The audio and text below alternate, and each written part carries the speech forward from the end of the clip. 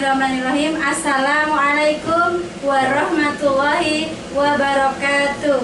Kami dari CGP Angkatan 9 Kabupaten Karanganyar pada hari ini akan melakukan coaching supervisi akademik untuk memenuhi tugas demonstrasi kontekstual modul 2.3. Perkenalkan, saya Ibu Sri Wahyuni dari TK Islam IPHI sebagai observer atau pengamat. Saya Ibu Eka Trianingsih dari SMA Negeri Mojobedang yang kali ini berperan sebagai coach. Saya Bapak Sukasno dari SMK Negeri 2 Karanganyar. Pada kesempatan ini berperan sebagai coach. Demikian perkenalan dari kami. Terima kasih. Wassalamualaikum warahmatullahi wabarakatuh. Assalamualaikum Bu Eka. Selamat siang. Pripun kabar hari ini? Waalaikumsalam warahmatullahi wabarakatuh. Alhamdulillah saya baik-baik saja Bu Sri. Alhamdulillah sehat juga. Dan saya juga ucapkan selamat siang juga. Selamat siang. Alhamdulillah.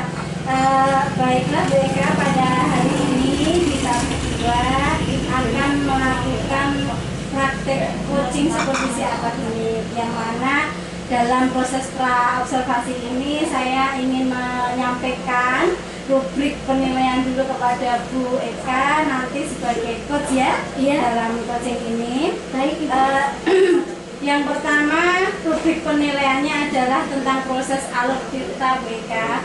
Mestinya Bu Eka sudah paham bagaimana proses alur tirta dalam coaching yang penjenengan lakukan nanti.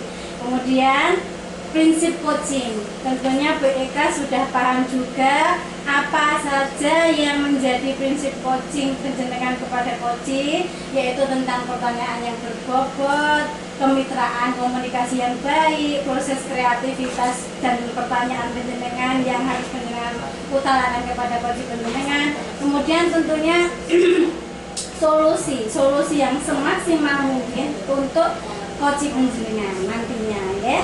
Itulah Ibu yang saya sampaikan tentang penilaian, mungkin bisa dengan cermati agar menjadi pedoman dalam kegiatan coaching penjenengan nantinya.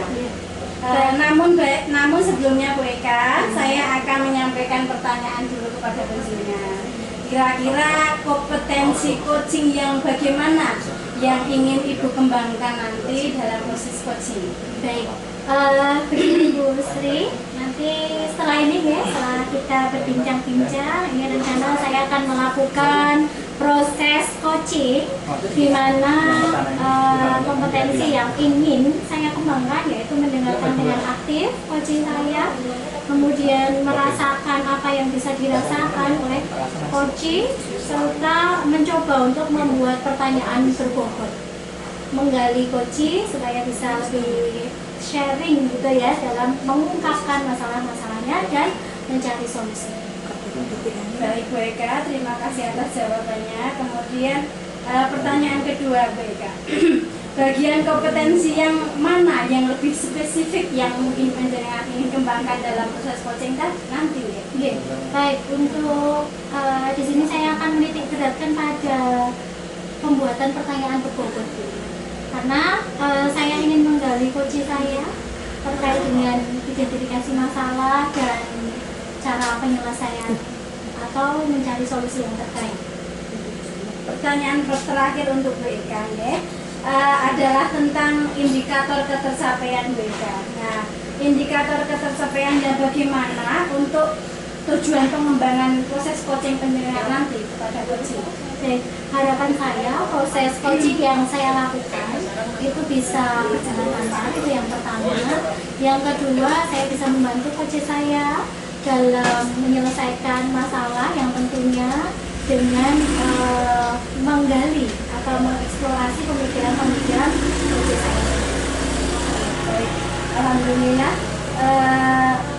Dalam proses pra-observasi ini nantinya bisa menjadikan pedoman untuk Bu Eka, kegiatan coaching penjenengan bisa berjalan dengan lancar ya Bu Eka. Baik, terima kasih. Selamat dan semangat ya Bu Eka. Assalamualaikum warahmatullahi wabarakatuh. Waalaikumsalam.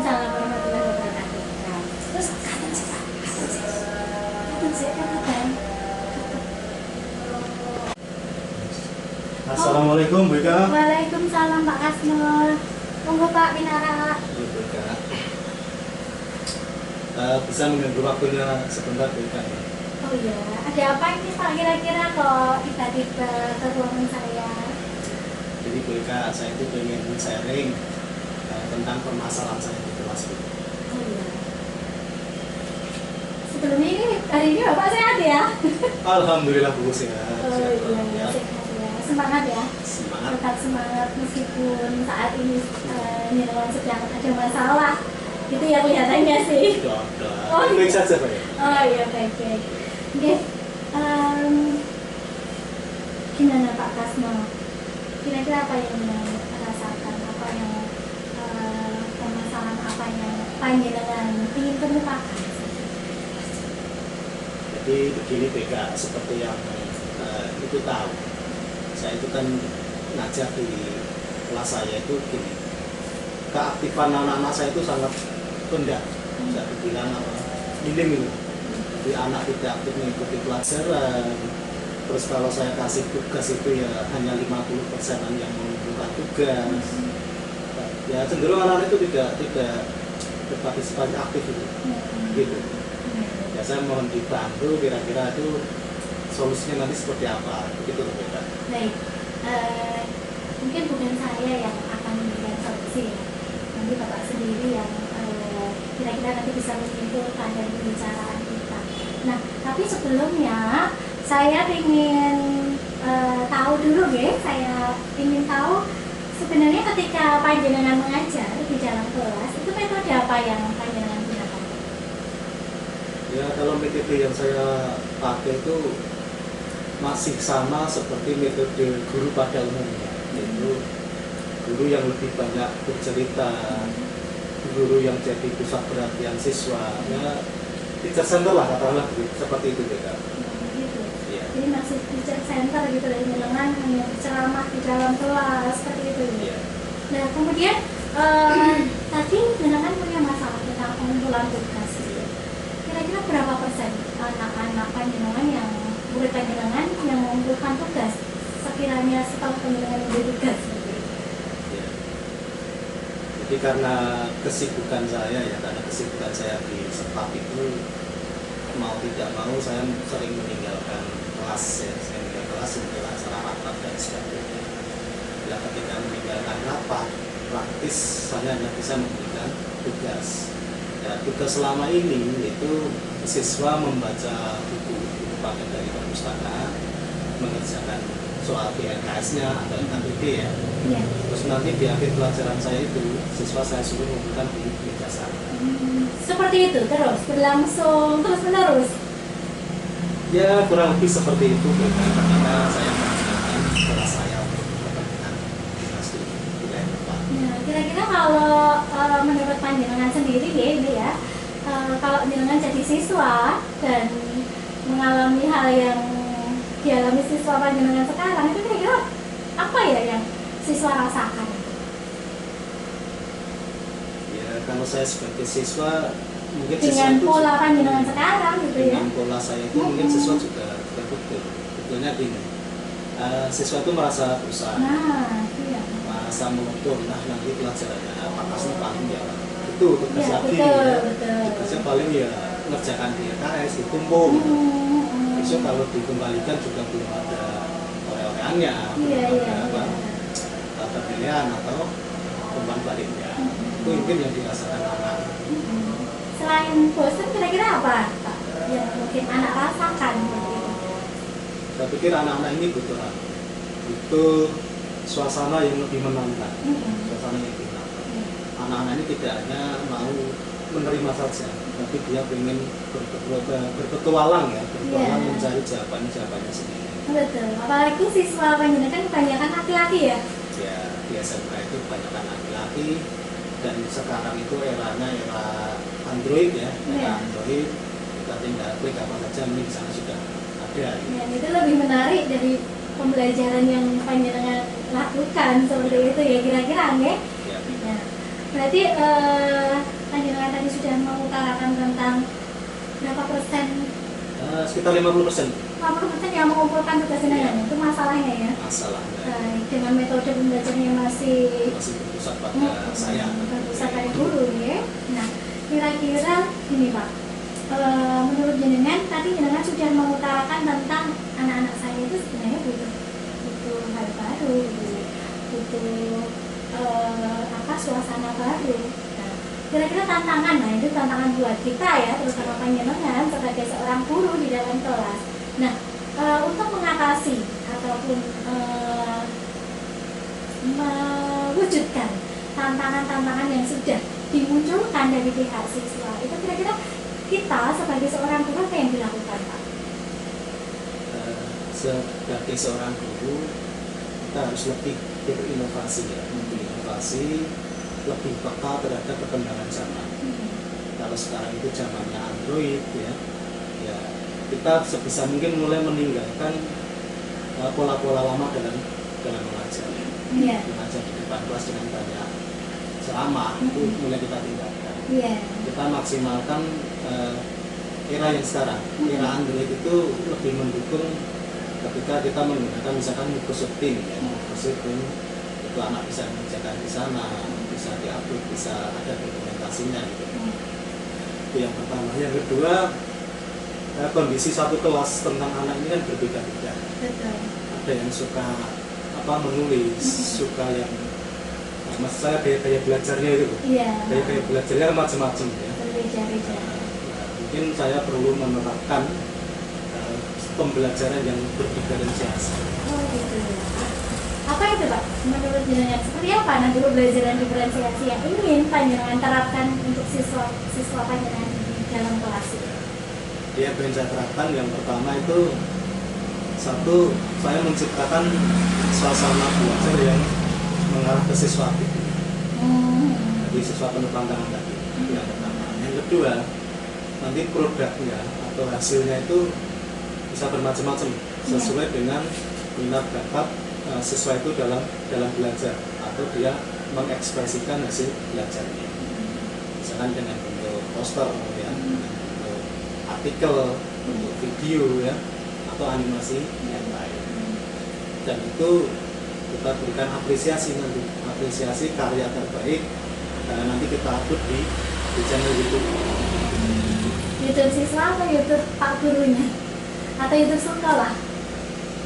Kalau untuk sementara ini paling di channel YouTube saya pribadi ya. Saya punya cuma belum maksimal. Baik Bapak, tadi Bapak kan bilang saya itu pengen mengaktifkan siswa gitu ya dalam pembelajaran. Kira-kira Bapak punya rencana apa ini untuk bisa mengaktifkan siswa dalam belajar? Yang pertama tentu kita lakukan dulu pemetaan ya. Kita petakan anak kita itu kemampuannya seperti apa. Kita petakan atau kita kelompokkan mana yang kategori canggih ya atau pinter, mana kategori cukup, dan mana yang kategori kurang. Nah, nanti setelah kita kelompokkan masing-masing ini kita berikan media belajar yang berbeda-beda. Kalau ada anak yang sukanya hanya membaca, maka kita berikan referensi untuk bacaan-bacaan. Ketika ada anak yang sukanya itu dengan audio video, kita berikan sama-sama bacaan YouTube, TikTok, ataupun Instagram. Nah, terus dari pembelajaran nanti, tentu anak-anak itu kita tuntut untuk mengaktualkan ilmunya.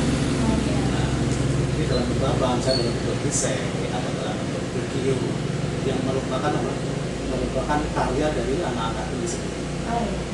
Berarti itu Bapak sudah berusaha menerapkan ya. Maksud saya rencana untuk menerapkan gitu ya pembelajaran diferensiasi itu yang pertama. Kemudian ada lagi rencana yang lain? Rencana yang lain kalau selama ini saya kurang memberikan refleksi, kurang menilai anak tentang hasil pekerjaannya, hasil tugas-tugasnya, sehingga anak merasa monoton dan tidak aktif. Nah, setelah ini nanti saya harus memberikan penghargaan, harus memberikan penilaian, apresiasi bagi siswa-siswa yang kerjaannya baik.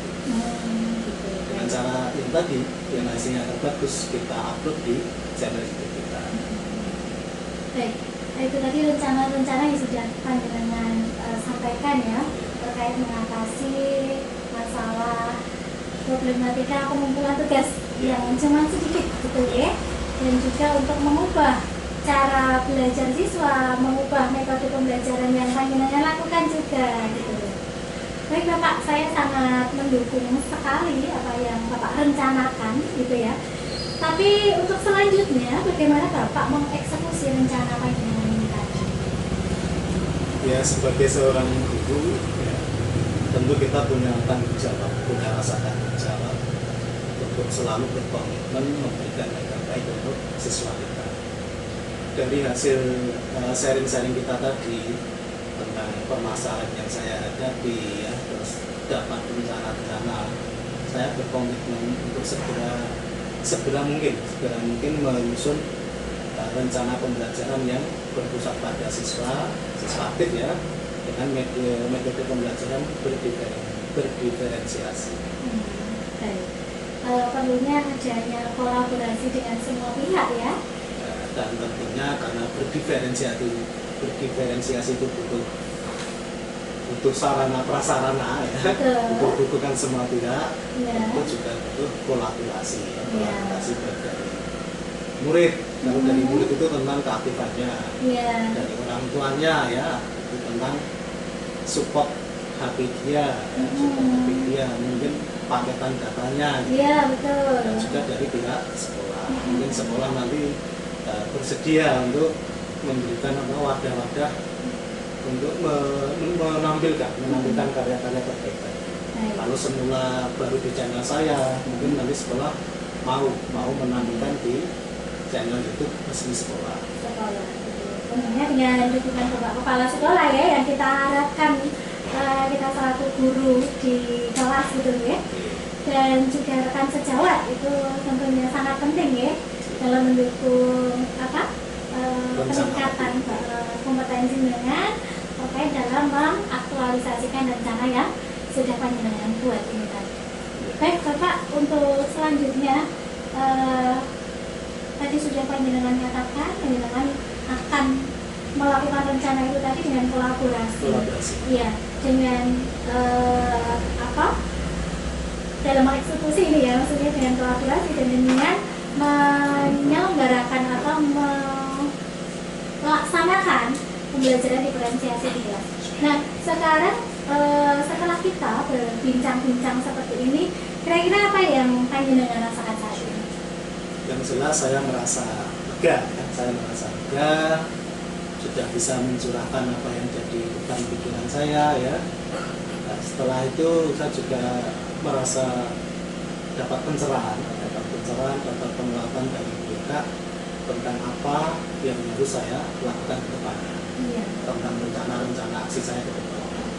Saya juga mengucap terima kasih karena dukungan dari Bu Ika tadi, pencerahan tadi ya, itu memberikan semangat baru buat saya untuk melangkah ke depan. Baik, lewat pembicaraan kita ini tadi, saya juga sudah menangkap adanya pencerahan gitu ya terkait dengan solusi yang nantinya panjenengan bisa melaksanakan itu di dalam pembelajaran panjenengan. Baik, mungkin ada yang mau disampaikan lagi Bapak? Ya, saya berharap ke kasus saya yang seperti ini dan yang mungkin menimpa guru-guru yang lain ya, itu bisa ada solusinya, karena saya berharap tidak hanya saya yang berubah menjadi lebih baik, tapi semua guru di Indonesia berubah menjadi lebih baik, sehingga kita bisa menjadi sosok guru yang kehadirannya itu selalu didambakan oleh murid-murid kita. Tentunya tindak lanjut yang panjenengan lakukan itu adalah berbagi praktik baik. Baik, tidak hanya untuk diri kita sendiri, tapi juga untuk orang lain. Sama dengan rekan-rekan kita yang sesama guru ya Bu ya. Baik, untuk kemajuan pendidikan Indonesia. Kira-kira kita masih punya waktu atau tidak ini? Ya, itu Buka, terima kasih untuk masukannya ini. Baik. Saya ingin kembali ke kelas saya, Mengajar ya? mengajar dengan semangat yang lebih baik. Baik, ya semangat baru. Saya ucapkan terima kasih dan saya ucapkan selamat Bapak sudah mendapatkan pencerahan untuk diri panjenengan sendiri dan saya sangat mendukung apa yang sudah panjenengan rencanakan. Oke, terima kasih Bu Eka. Saya kembali ke kelas dulu ya. Ya, terima kasih. Assalamualaikum. Waalaikumsalam warahmatullahi wabarakatuh. Bu Eka, tadi saya sudah mengamati panjenengan bagaimana panjenengan melakukan proses coaching panjenengan kepada coach, sangat luar biasa sekali Bu Eka. Namun di sini untuk pasca observasi, saya ingin menanyakan lagi kepada Bu Eka, apakah Bu Eka berkenan menjawabnya? Tentu saja berkenan Bu Sri. Terima kasih. Silahkan. Mungkin untuk yang pertama, mungkin Bu Eka bisa menyimpulkan alur dan bagaimana tadi proses coaching yang sudah panjenengan lakukan kepada coach panjenengan bisa menjabarkannya untuk menjelaskan kepada saya. Baik, tadi proses coaching sudah saya lakukan dengan Pak Kasno. Saya sendiri berperan sebagai coach ya. Di sini saya menggunakan percakapan alur Tirta, di mana saya dan Pak Kasno itu sudah menentukan tujuan, sudah bisa mengambil tujuan. Kemudian identifikasi masalah, tadi dengan percakapan yang kita lakukan, saya sudah bisa mengidentifikasi masalah apa sih yang sebenarnya dialami oleh Pak Kasno. Kemudian rencana aksi yang beliau utarakan itu sudah saya dapatkan dan sudah tampak ya, terlihat dalam proses coaching ini tadi. Untuk tanggung jawab yang beliau sudah kemukakan itu juga sudah tampak tadi dalam percakapan yang kami lakukan. Kemudian tadi saya juga melaksanakan kompetensi coach dengan alhamdulillah sudah bisa melaksanakan mendengarkan dengan aktif gitu ya. Kemudian saya juga berkomitmen atau memiliki tujuan bahwasanya saya akan menyelesaikan atau membantu dalam penyelesaian masalah yang dialami oleh coach saya seperti itu. Luar biasa sekali dan hebat Bu Eka. Tadi saya juga mengamati bahwasanya coach panjenengan sebenarnya mohon solusi, tapi karena panjenengan memberikan pertanyaan-pertanyaan yang berbobot, coach panjenengan bisa menyimpulkan sendiri solusi yang bagaimana yang seharusnya beliau lakukan. Itu sudah luar biasa sekali, alhamdulillah berjalan dengan lancar. Kemudian yang kedua Bu Eka, mungkin kompetensi apa lagi Bu Eka yang ingin panjenengan kembangkan selain tadi mungkin panjenengan di praobservasi mengatakan bahwa panjenengan ingin mengembangkan kompetensi pertanyaan yang berbobot. Iya. Selain itu mungkin ada kompetensi lain lagi yang ingin panjenengan kembangkan Bu Eka. Oke.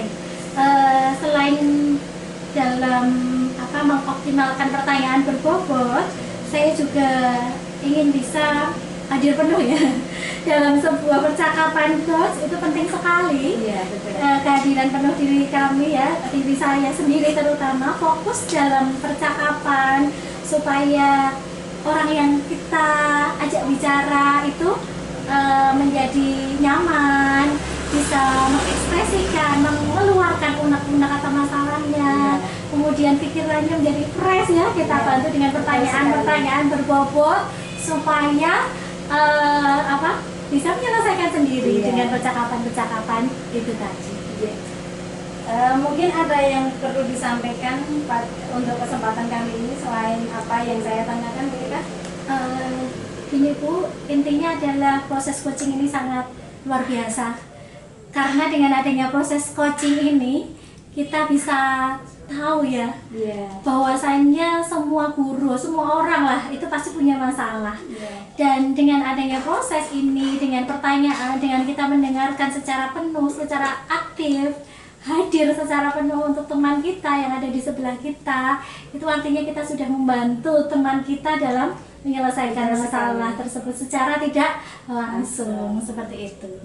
Betul sekali Bu Eka, alhamdulillah untuk tahapan coaching supervisi akademik hari ini sudah berjalan dengan lancar. Mudah-mudahan kita sebagai guru bisa mengimplementasikan di sekolah kita masing-masing nantinya. Baik, terima kasih Bu Sri atas motivasinya. Ya, mudah-mudahan menjadi guru yang hebat. Iya, terima kasih. Demikian tadi praktek coaching supervisi akademik yang telah kami laksanakan. Salam guru penggerak. Tergerak, bergerak, menggerakkan. Wabillahi taufiq wal hidayah. Wassalamualaikum warahmatullahi wabarakatuh.